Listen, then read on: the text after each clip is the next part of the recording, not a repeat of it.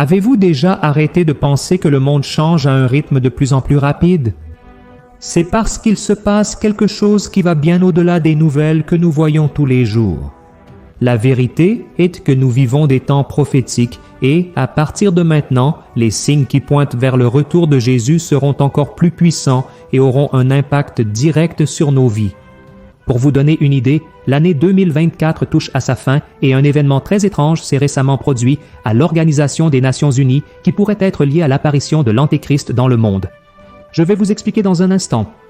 Dans la vidéo d'aujourd'hui, je vais vous montrer 5 prophéties apocalyptiques qui devraient se réaliser en l'an 2025. Nous verrons que la parole de Dieu s'accomplit juste sous nos yeux, mais malheureusement, peu de gens s'en rendent compte. Et à la fin, je donnerai mon opinion sur tout ce qui se passe et apporterai un message d'espoir pour votre vie. Mais avant de révéler quelles sont ces 5 prophéties, je voudrais vraiment que vous vous abonniez à ma chaîne, parce que je veux vous aider dans votre marche avec Dieu tous les jours, d'accord? Il suffit de cliquer sur le bouton s'abonner et d'activer la cloche de notification pour ne pas manquer les prochaines vidéos. Maintenant, allons-y. Il y a quelques jours, le monde a été témoin de l'approbation de ce qui est appelé le Pacte pour l'avenir. Un accord mondial proposé par l'Organisation des Nations Unies, pour unir les pays autour d'intérêts communs, tels que la paix mondiale, la durabilité et l'égalité entre les peuples. Et si nous regardons rapidement ce pacte, il semble être quelque chose de bon pour l'humanité. Après tout, des millions de personnes meurent chaque année à cause de la faim, de la misère, des guerres et des injustices. Et en plus, les changements climatiques causés par la main de l'homme mènent la planète à un chaos sans précédent. Mes frères, remarquez que l'objectif de ce pacte est également d'accroître le contrôle sur le monde entier et d'unir toutes les nations comme s'il n'y en avait qu'une, les plaçant sous des règles qui peuvent transformer à jamais la façon dont nous vivons. Et c'est pourquoi de nombreux théologiens croient que ce pacte pour l'avenir de l'Organisation des Nations Unies n'est rien de plus que la préparation à l'arrivée de l'Antéchrist dans le monde qui, dans un premier temps, offrira la paix et la sécurité pour ensuite rompre l'alliance et apporter le mal comme nous ne l'avons jamais vu auparavant. Mais ceux qui croient que ça s'arrête là ont tort. En 2025, les signes prophétiques de la fin des temps non seulement continueront, mais augmenteront également. Passons en revue les 5 principales prophéties de cette année qui indiquent le retour de Jésus. La première prophétie, la traduction de la Bible dans toutes les langues.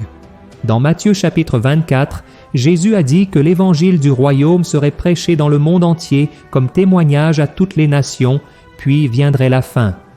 Et si cela dépend d'un projet ambitieux d'une organisation chrétienne dédiée à la traduction de la Bible dans toutes les langues du monde, cela pourrait se réaliser très bientôt.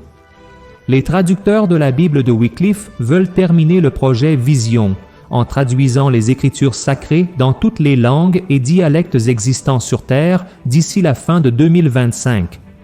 L'organisation travaille en partenariat pour traduire les Écritures dans des langues qui n'ont pas encore accès à la Bible dans leur propre langue. La mission de Wycliffe est portée par le désir de rendre l'Évangile accessible à tous, répondant à l'appel de Matthieu 28, verset 19, qui dit que nous devons faire des disciples dans toutes les nations. Et depuis sa fondation, en 1942, l'entité et ses partenaires ont réussi à traduire des parties de la Bible en des centaines de langues différentes. Et grâce au progrès technologique et de l'intelligence artificielle, qui offre des outils qui accélèrent la traduction et la révision des textes, Wycliffe réussit à produire un Nouveau Testament pour plus de 1800 langues et dialectes. N'est-ce pas merveilleux? Et en plus des programmes informatiques, l'entité a également formé des traducteurs de ces lieux, faisant en sorte que la culture et l'identité de ces peuples soient respectées, sans modifier le message central de la Bible, qui est Jésus comme le Fils de Dieu et le Sauveur du monde. Ce travail a permis aux gens de lire et de comprendre les Écritures dans la langue avec laquelle ils se sentent le plus à l'aise, créant un lien plus personnel avec la parole, surtout en ces temps où le monde a besoin d'espoir face à tant de crises et de conflits. Frères, la prophétie de Jésus dans Matthieu chapitre 14 ne dit pas exactement comment l'évangile du royaume serait prêché à toutes les nations du monde, mais il est un fait que la traduction dans toutes les langues jusqu'en 2025 permet que la parole atteigne chaque culture directement, ce que beaucoup croient être une condition préalable au retour de Jésus. La deuxième prophétie, l'augmentation des conflits au Moyen-Orient. Dans les chapitres 38 et 39 du livre qui porte son nom, Ézéchiel prophétise une bataille apocalyptique qui impliquera une alliance de nations qui attaqueront Israël, dirigée par Gog, du territoire de Magog. Alors Dieu intervient, protégeant Israël et détruisant les forces ennemies, promettant une restauration spirituelle à son peuple. Et actuellement, il y a une énorme tension au Moyen-Orient. Des nations voisines d'Israël, comme l'Iran et la Syrie, s'allient à de grandes puissances comme la Russie pour pouvoir attaquer ce pays. Et tout indique que cette alliance deviendra encore plus forte à l'avenir, puisque Israël répond aux attaques qu'il subit de ses ennemis avec beaucoup de force. Et ce possible conflit avec des alliances politiques et militaires de nations ennemies d'Israël est vu par beaucoup comme le début de la prophétie de Gog et Magog. Mes frères, il faut bien préciser ici que la prophétie de Gog et Magog ne se réalisera pas maintenant, mais pendant la grande tribulation, c'est-à-dire pendant le règne de l'Antéchrist sur terre. Cette bataille devrait avoir lieu comme l'événement final déjà dans les derniers jours, lorsque le monde sera déjà en train d'expérimenter la colère de Dieu avec des persécutions intenses et des catastrophes mondiales que nous pouvons trouver dans plusieurs passages de l'Apocalypse. Mes frères, l'augmentation de cette tension au Moyen-Orient peut certainement être vue comme une sorte de répétition de ce qui va bientôt arriver. Beaucoup des alignements géopolitiques que nous voyons aujourd'hui peuvent être une sorte de préparation pour que la prophétie d'Ézéchiel devienne un jour réalité. Et avant de passer à la prochaine prophétie, il est important de préciser que les batailles de Gog et Magog et d'Armageddon ne sont pas la même chose. La bataille d'Armageddon que vous pouvez trouver dans l'Apocalypse 16 verset 16 représente le conflit final entre les forces du bien et de l'Antéchrist. Avant le retour de Jésus, la Bible raconte que le Christ apparaîtra du ciel avec ses anges, tuera les deux bêtes et vaincra Satan. Quant à la bataille de Gog et Magog, elle aura lieu pendant la grande tribulation et servira à révéler la protection en faveur d'Israël, faisant que son peuple retourne sur les chemins du Seigneur. La troisième prophétie, l'émergence d'un nouvel ordre mondial.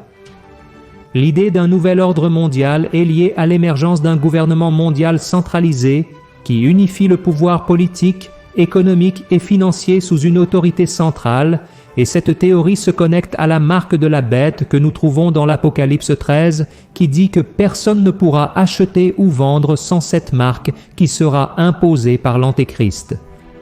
Et bien que cette prophétie ne se concrétise que pendant la période de tribulation, il est très probable que l'année 2025 marque le début de ce nouvel ordre à travers la mondialisation des monnaies numériques, connues sous le nom de crypto-monnaies, qui peuvent donc commencer à éliminer complètement l'argent physique, tel que nous le connaissons, facilitant le suivi des transactions financières dans le monde entier.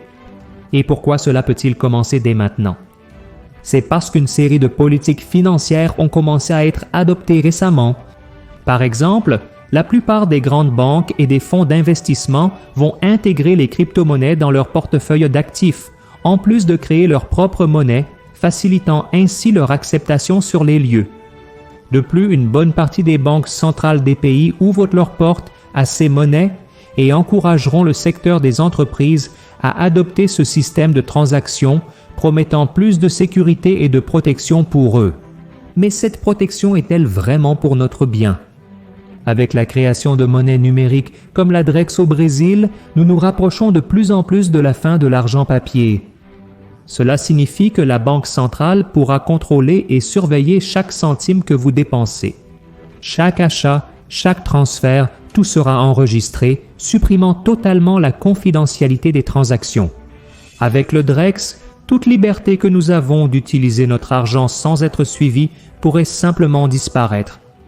En résumé, frères, de nombreux théologiens croient que le renforcement des monnaies numériques et des systèmes de paiement globalisés a bien à voir avec la marque de la bête, car cela permettra de contrôler qui peut et qui ne peut pas acheter. Et qui garantit que cela ne sera pas utilisé par un leader mondial qui n'autorise l'utilisation de cet argent qu'à ceux qui lui ont été fidèles? La quatrième prophétie, l'avancement de l'intelligence artificielle. Dans le chapitre 12 du livre de Daniel, le Seigneur donne les mots suivants aux prophètes concernant ce qui allait se passer à la fin des temps. Il dit ceci, Daniel, scelle les paroles du livre jusqu'à la fin des temps. Beaucoup iront de ci de là pour augmenter leur connaissance. Regardez cela, frères. Si vous lisez le début de ce chapitre, vous verrez que Daniel prophétise sur une époque où le monde traversera une grande détresse, mais que l'ange Michel se lèvera et libérera son peuple, c'est-à-dire que le passage traite de la période de la grande tribulation. Cependant, ce que nous verrons à partir de 2025 en relation avec l'intelligence artificielle pourrait bien être un autre signe que nous assisterons au début de l'accomplissement d'une autre prédiction apocalyptique. C'est parce qu'une recherche récente du cabinet de conseil Gartner indique qu'à la fin de 2025, plus de 80% des entreprises auront intégré des solutions d'intelligence artificielle dans leur processus. Cette donnée montre clairement la croissance accélérée de ces technologies, stimulée par le besoin d'optimiser les opérations et d'augmenter l'efficacité. Cela augmenterait par exemple la capacité de surveillance et de contrôle, qui pourrait très bien être utilisé pour superviser chaque personne vivant sur Terre, ce qui pour beaucoup est lié au scénario décrit dans l'Apocalypse. D'ailleurs, les intelligences artificielles sont déjà utilisées dans divers domaines. Dans les systèmes de surveillance, les caméras équipées d'intelligence artificielle peuvent identifier les visages dans la foule, surveiller les comportements et également appliquer des sanctions automatiques comme des amendes en temps réel. Dans des pays comme la Chine, par exemple, l'intelligence artificielle joue un rôle central dans le système de crédit social, où le comportement des citoyens est surveillé et noté en fonction de leurs actions, promouvant un système qui contrôle absolument tout. Et une autre prophétie importante qui peut avoir un certain lien avec l'artificiel se trouve dans Matthieu chapitre 24 verset 12, où Jésus a dit qu'à la fin des temps, l'amour de beaucoup se refroidira. Et un exemple actuel de ce phénomène est ce qui se passe au Japon où beaucoup de personnes remplacent les relations humaines par des interactions avec des robots. Il y a de nombreux rapports de personnes qui préfèrent des partenaires virtuels pour éviter des relations réelles où ils pourraient être déçus un jour. Et c'est très triste, mes frères, car cela rend les individus plus froids et égoïstes, incapables d'aimer leur prochain, comme le Christ nous l'a ordonné de le faire. Et enfin, la 5e prophétie, Israël comme la cible de toutes les nations. La Bible dépeint Israël, en particulier Jérusalem, comme la cible de toutes les nations, car c'est là que le Messie, Jésus, établira son gouvernement. Des passages de la Bible tels que le chapitre 2 d'Isaïe et le chapitre 12 de Zacharie décrivent Jérusalem comme la ville choisie pour l'accomplissement des desseins de Dieu, attirant la colère de toutes les autres nations, et il semble que c'est ce qui commence à se produire. Comme si les conflits que nous avons vus dans la 2e prophétie ne suffisaient pas, Israël ne cesse de subir des condamnations internationales et la pression à l'Organisation des Nations Unies. Le pays a été durement critiqué à l'Organisation des Nations Unies simplement pour se défendre contre les attaques de ses ennemis, en plus de subir diverses sanctions politiques et économiques à cause de cela. Et la tendance est que cette attaque diplomatique augmente encore plus en cette année 2025, car le mouvement appelé boycott, désinvestissement et sanctions devrait gagner plus de partisans puissants. Pour ceux qui ne savent pas, boycott, désinvestissement et sanctions signifie boycott, désinvestissement et sanctions et vise à promouvoir l'isolement économique et culturel d'Israël. Ce mouvement est en grande partie soutenu par des organisations internationales et des mouvements étudiants et fait pression sur les institutions et les entreprises pour qu'elles coupent les relations avec le pays. Mais Zacharie 12 verset 3 prophétise que Dieu fera de Jérusalem une pierre lourde pour toutes les nations et tous ceux qui essaieront de la soulever se blesseront beaucoup. Et cela montre que tous ceux qui se retourneront contre le pays et essaieront de lui faire payer un prix de quelque sorte paieront un prix très élevé. Frères, ces prophéties pour l'année 2025 et les événements que nous observons autour de nous ne signifient pas que nous sommes déjà arrivés à la fin de tout, mais malgré le fait que cela semble effrayant, il y a un message d'espoir que Dieu vous offre aujourd'hui. La Bible nous rappelle qu'à la fin, la victoire n'est pas du mal, mais de Jésus-Christ.